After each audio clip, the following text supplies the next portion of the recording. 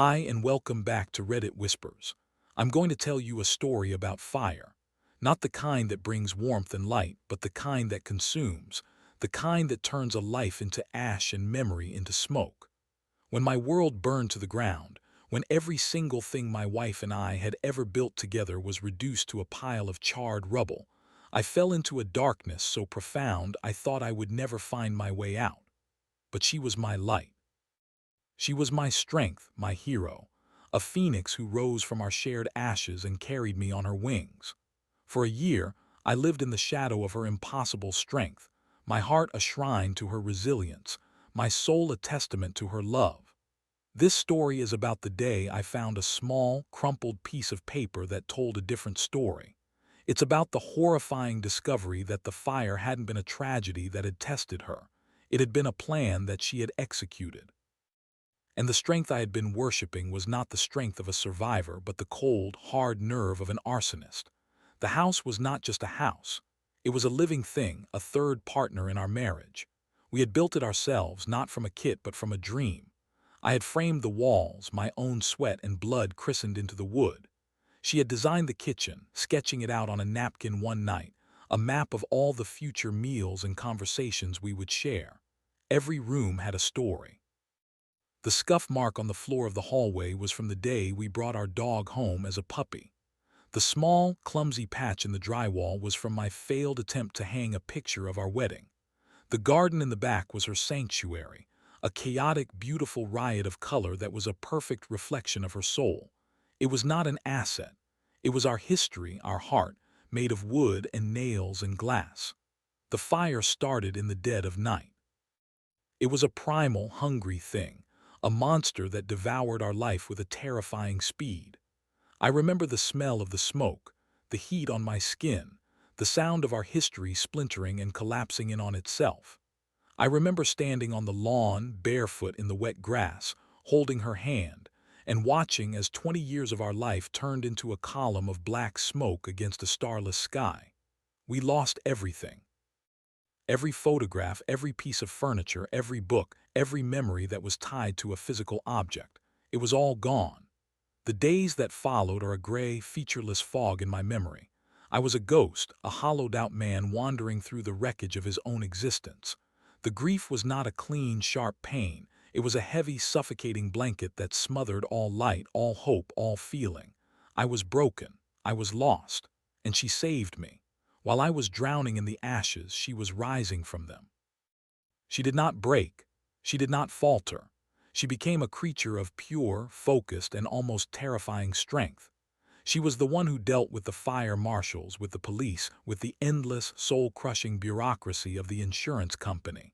She found us a small, sterile rental apartment. She bought us clothes.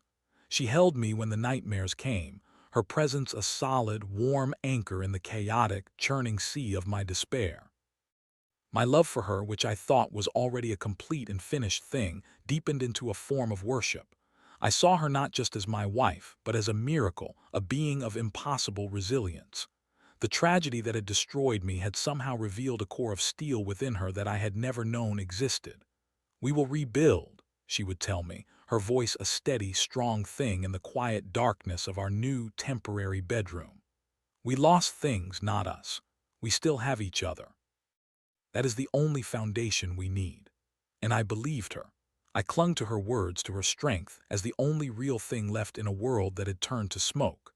I had given her my whole heart, my whole life long ago. Now I gave her my whole soul.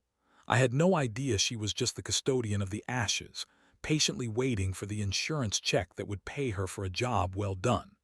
The year that followed the fire was a long, slow climb out of the darkness, and she was my guide on every step of the journey. I was a patient, and she was my tireless, devoted nurse.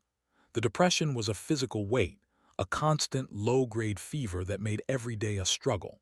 There were days I couldn't get out of bed, paralyzed by the sheer, overwhelming totality of our loss. On those days, she would sit with me, not with pity, but with a quiet, powerful patience, her presence a silent testament to a strength I simply could not find in myself. She was the one who managed our new life. She took on the Herculean task of dealing with the insurance company, a full-time job of endless phone calls, of meticulously cataloging every single item we had lost, from the toothbrushes to the sofa, a painful archaeological dig through the ruins of our memory. I could not have done it. The pain of it would have shattered me. But she did it with a grim, methodical efficiency that I mistook for pure, unadulterated strength. She was my shield, protecting me from the painful administrative details of our own tragedy. The first insurance checks began to arrive, small advances to cover our immediate living expenses. With each small victory she won against the bureaucracy, I felt a flicker of hope. She was fighting for us. She was pulling us back from the brink. I started to talk about the future, about rebuilding. I would sketch out ideas for a new house on scraps of paper, trying to recapture the magic of what we had lost. Her reaction was always loving but strangely noncommittal. "One day, my love," she would say, her smile a little sad, a little distant. "But we're not there yet. We need to be practical. We need to let the process play out. Let's just focus on getting through today." It made sense. I was the dreamer, lost in a future that was still a fantasy. She was the pragmatist, grounded in the difficult reality of the present. Her caution was a sign of her strength, her refusal to get lost in wishful thinking. The first and only time I felt a flicker of something other than pure admiration was when the final, large insurance settlement was approved. It was a massive sum, the full value of our home and its contents, a number that represented our entire net worth. She came home from a meeting with the adjuster, her face not one of triumphant joy, but of a quiet, grim satisfaction. "It's done," she had said. "They're paying out. The fight is over." That night I expected us to celebrate, to feel a sense of release, of a new beginning. But she was distant, quiet, her mind seemingly a million miles away. Later that week, she brought up the idea of a fresh start. Not rebuilding on our old land, but moving away. A new city, a new life, a place with no ghosts, no memories of the fire. "We can't rebuild what we had," she had argued, her voice full of a gentle, persuasive logic. "It will never be the same. This is a chance to do something different, to be someone different." I was hesitant. My roots were here.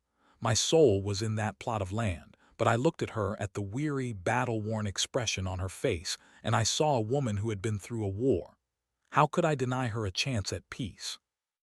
My love for her, my gratitude, was so immense that it eclipsed my own desires. If she needed a new beginning, then I would give it to her. I agreed. The moment that changed everything was a small, mundane, and utterly accidental discovery. We were packing up the few things we had accumulated in the rental apartment, preparing for our move. I was clearing out a hall closet, and in the pocket of an old winter coat of hers, a coat she had been wearing on the night of the fire, my fingers touched a small, crumpled piece of paper. I pulled it out. It was a receipt from a gas station convenience store just a few miles from our house. I glanced at the date at the top of the receipt, and my heart stopped. The date was the day before the fire. My eyes scanned the list of items: a pack of gum, a cup of coffee. And then the final two items on the list, a purchase that made the air in my lungs turn to ice. 2 1-gallon plastic containers of lighter fluid, and a pack of long-stemmed fireplace matches. I stood there in the quiet hallway of our temporary life, a single flimsy piece of paper in my hand, and I felt the solid ground of my entire world. The foundation of her strength, of her love, of her sacrifice, turned to quicksand beneath my feet. The receipt was a key, a small, jagged piece of metal that unlocked a secret, hidden room in the beautiful, tragic house of our shared story. And inside that room was a monster. I stood in the hallway, the crumpled paper clutched in my fist, and my mind, which had been a fog of grief and gratitude for a year, suddenly became a place of terrifying, crystal-clear clarity. The story of the last year, her story, began to play back in my head, but now every scene was relit, every line of dialogue given a new, sinister meaning. Her impossible strength in the face of the fire was not resilience. It was the cold, steady nerve of a killer at the scene of the crime. Her patient, loving care for me in my depression was not compassion. It was the careful, meticulous management of a mark, a victim who had to be kept docile and unsuspecting. Her grim, efficient battle with the insurance company was not a fight for our shared future. It was a business transaction, the collection of a debt she had created herself. And her desire for a fresh start, a new life in a new city, was not a search for peace. It was an escape plan. I felt a wave of nausea so profound it almost brought me to my knees. The woman I had been worshipping as a saint was a stranger, a brilliant, ruthless arsonist who had looked at our shared life and had seen it not as a home but as a portfolio of assets to be liquidated. But the receipt, as damning as it was just a single piece of evidence. It was circumstantial. I needed more. I needed to understand the why. The money was the obvious answer, but it felt too simple. This was not just a crime of greed. It was a crime of profound, intimate, and personal destruction. She had not just burned a house, she had burned a life. My life. My investigation was a quiet, desperate, and deeply treasonous act. I was a man searching for proof that his own savior was a demon. I felt like I was losing my mind, caught between the woman I loved and the monster I was beginning to suspect she was. I started where the crime had been managed, with her finances. I had given her complete control. Now, for the first time, I needed to look behind the curtain. I waited until she was out and I went to her laptop, the one she had used for all the insurance correspondence. I didn't know the password, but I knew her. I knew the dates that mattered to her, her birthday, our anniversary, and then on a grim, chilling hunch I typed in the date of the fire. The computer unlocked. The screen opened to a world she had kept completely hidden from me. It was not just the insurance documents. It was a second life, a secret parallel existence documented in spreadsheets and hidden folders. I found the bank accounts, new ones, opened in her name only, months before the fire. I saw the insurance payouts, the large lump sums being deposited into our joint account, and then almost immediately being transferred out in smaller, harder-to-trace increments into these secret private accounts. And then I found the reason why.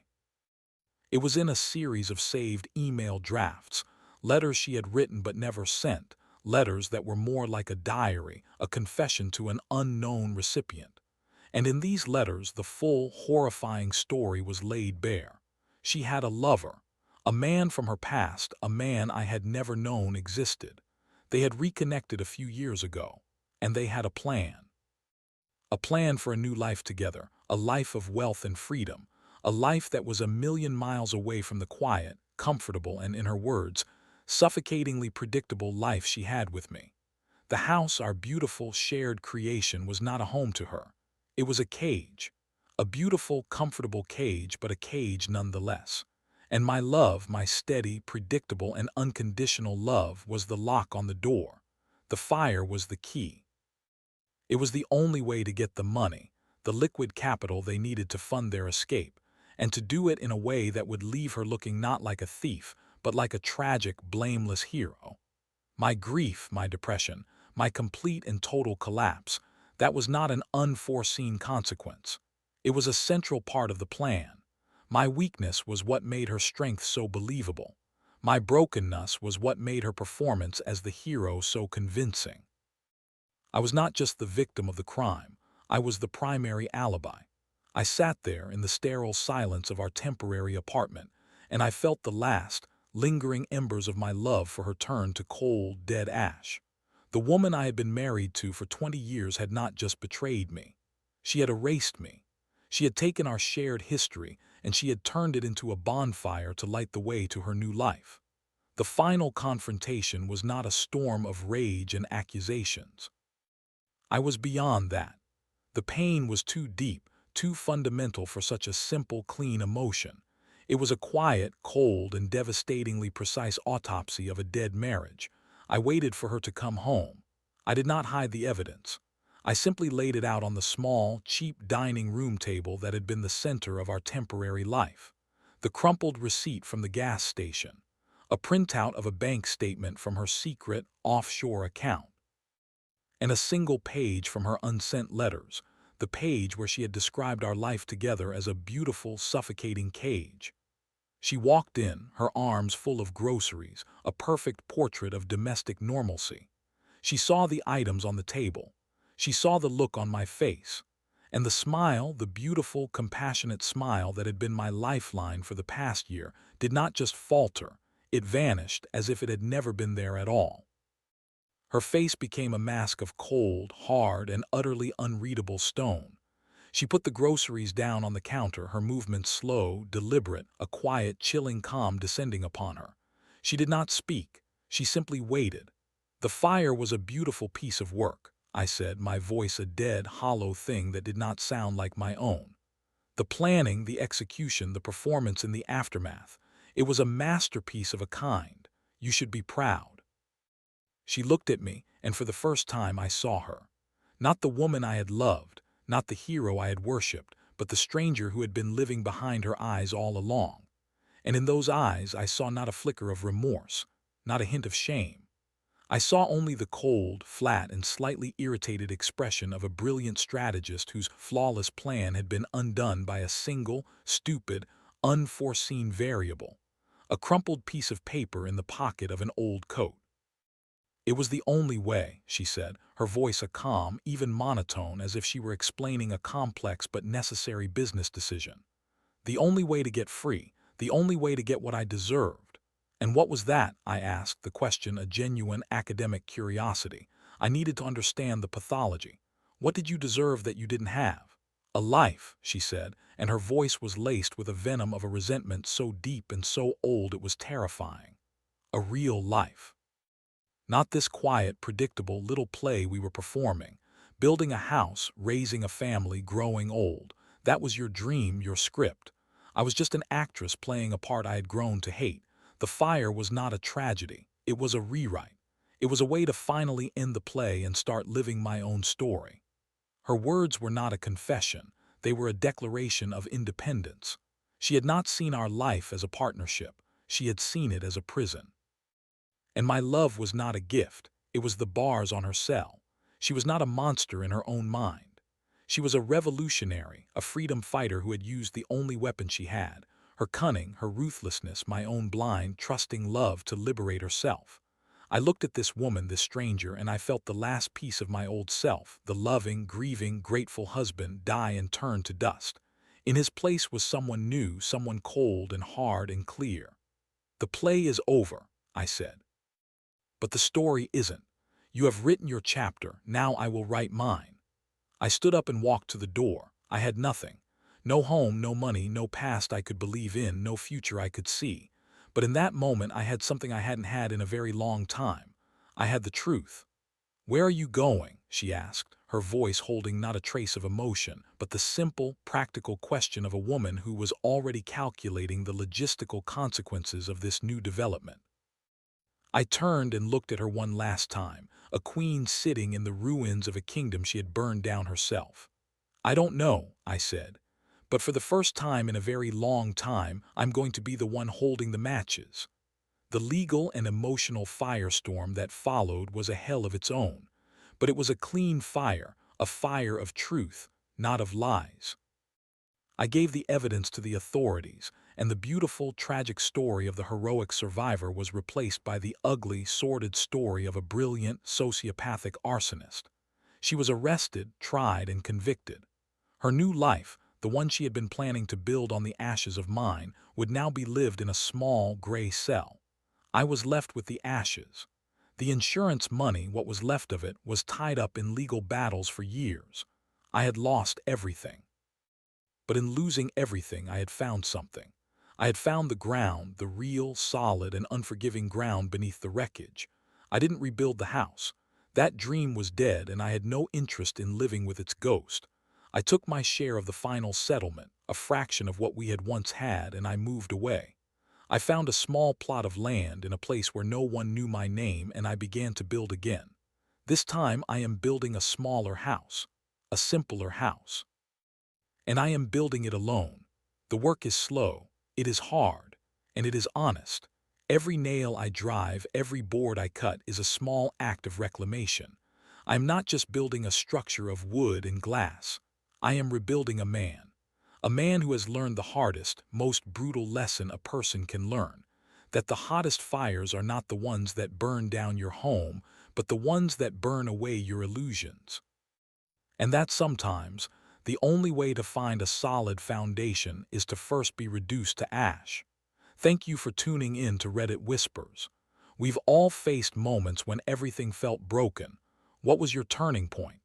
Leave it in the comments because your experience might be exactly what someone else needs to hear right now.